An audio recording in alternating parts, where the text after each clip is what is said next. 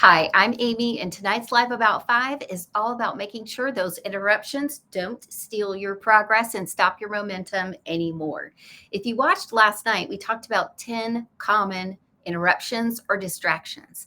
The key to some of this is understanding that when we're working on something, especially if it's close to our hearts, you'd be amazed. Fear creeps in a little bit, and we start to think, oh my gosh, what if this works?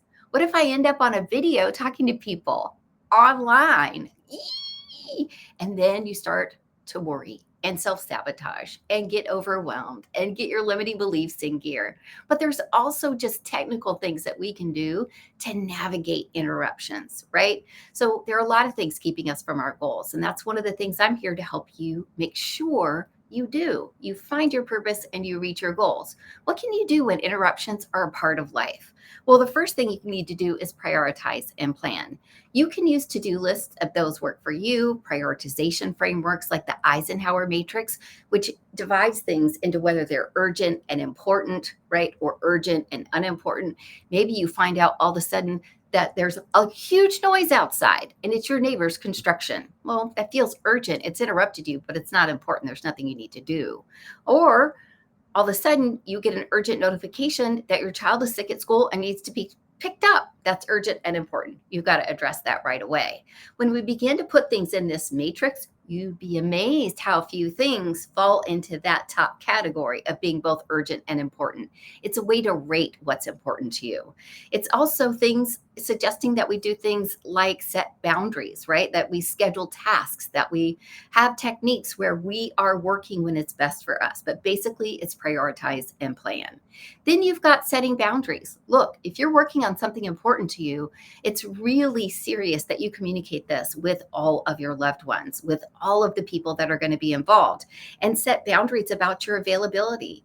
Maybe you're that person who used to chat with everybody in the hallway anytime because you love people and you love the people you work with. But now you're under a critical deadline and you've got to produce. Maybe a do not disturb sign is in order. But being clear with people and saying, these are the 2 hours I've set aside to get my report done. So I'd love to talk to you, but why don't we do that later, right? Then you've got managing communication.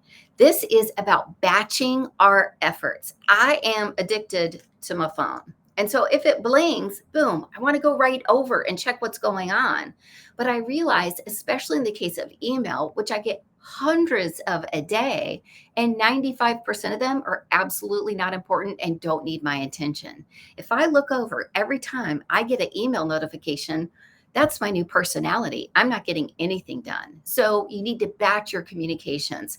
Maybe you want to do it every 4 hours, right? Right when you get into your work mode, whether it's at home or in an office. Let's say it's 8 o'clock and boom, or 9 o'clock, and you go through all your emails. Maybe then again at noon and then again at 4. And once people realize that's your rhythm, it's going to get you in a better place. You're going to be so much more efficient, so much more effective. Next, you're going to create a distraction-free zone. What does this mean? Well, the first thing this means to me is I'm going to have everything I need to do the work I'm going to do in one place all the time. When I first began working from home, I would go get my computer, and then I would go get my charger, and then I would go get a pen, and then I would go get a notebook. Now I have everything set up in one spot. When I'm ready to work, I sit down and my space is ready for me to work.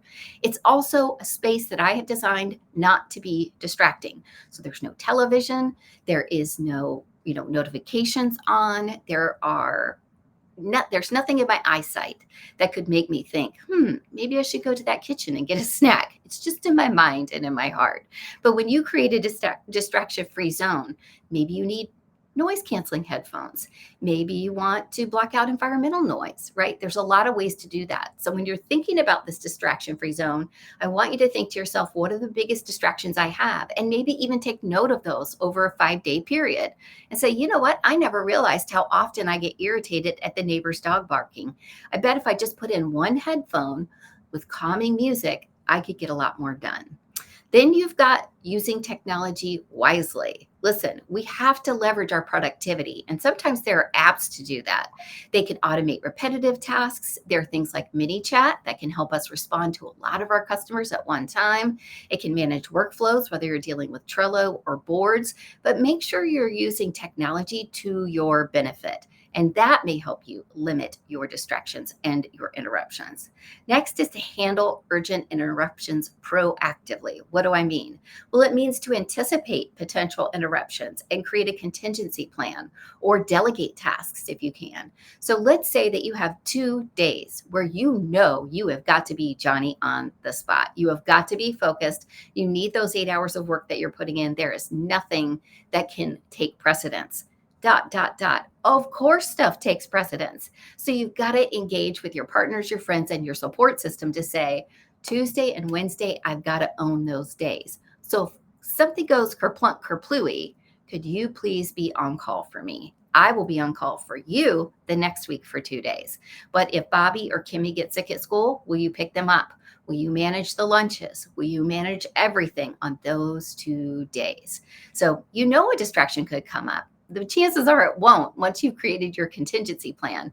But the other thing the contingency plan does is it empowers you to know it's going to be okay, unless there's a really big emergency, and that's what we should be dealing with. But if it's just a little tummy ache or something like that, you know, oh, don't worry, I've got Rick coming to pick them up. Thank you so much for letting us know. And Rick knows, right? So creating a contingency plan. Then you've got how important it is to take regular breaks. If you have regular breaks and you schedule them, it's going to help you get recharged and avoid some of those limits. Like, I would love to keep working, but I absolutely have to go to the bathroom. And then an hour later, if you're like me, you're like, okay, now I really have to go to the bathroom. And that whole time you've been just slightly distracted. If you just take care of what you need to do to begin with, it's really helpful. I have a lot of people that tell me taking a 15-minute break every 2 hours is super strategic. So find out what rhythm works for you, but don't let hunger or thirst or the bathroom keep you from being your most productive. Then you've got the importance of practicing mindfulness. This is tough because so many people write it off as worthless. If you are that type of person who thinks mindset is bullshit, please see my blog titled Mindset Bullshit. No, it's not. That's not the exact title, but I skipped this step for years. I was always just go charge, charge, charge. Type A, Virgo, let's get this done. Enneagram 3, who needs feelings? This is work. There is no feelings in baseball, right? But what I realized is when I didn't do my mindset work, I left myself vulnerable to a lot of the very basic things that anyone working towards their goals can fall into. And when I went back and did that mindset work and now do my mindfulness work as I journal each morning, as I work in my planner each day, I set aside at least 15 minutes for mindfulness. And it has exploded my focus and productivity. If I had known this 30 years ago, Lord knows where I'd be. And so I'm sharing it with you now so you can skip the steps that I did. And then I suggest that you review and audit. It's important to regularly review your productivity strategies and see if you need to adjust them based on a change in circumstances. If interruptions and distractions aren't a problem for you, then no worries. But if you're saying, look, I did a really good job and I eliminated about 90% of them, now that I'm reviewing, I see there's at least 10% more that I can do. Every percentage is going to move the needle for you to get to where you want to go. And then last but not least is going to be continuous improvement. It's not possible for all of us just to show up at our best all the time, right? There will be times where you're thinking, I know I shouldn't be doing this, but I'm totally going to get on my phone for a few minutes. I need a little treat, and that's going to be TikTok, whatever it is. And your ability to continually improve, even if it's just 1% a week, is going to transform how you make progress. Listen, by implementing these strategies, you're going to be able to be better at managing interruptions and distractions. And I'm telling you, that's probably going to be one of the biggest game changers in your life. When we learn how to focus and get into flow and give ourselves the opportunity for continued work, it has a compound effect. It's not just that now you get another hour of time away from distractions. It's literally a superpower to be able to implement these and focus. Because at the end of the day, my purpose is to help you find your purpose and reach your goals. You see how my purpose involved in that? And I think it's really important, especially as we end in midlife and we've stopped that kind of go, go, go, get through undergrad, get through master's degree. What's next? It's really important that we stop and take stock. We take stock of who we are as people. We take stock of how we have been taught to work and what maybe we could do differently.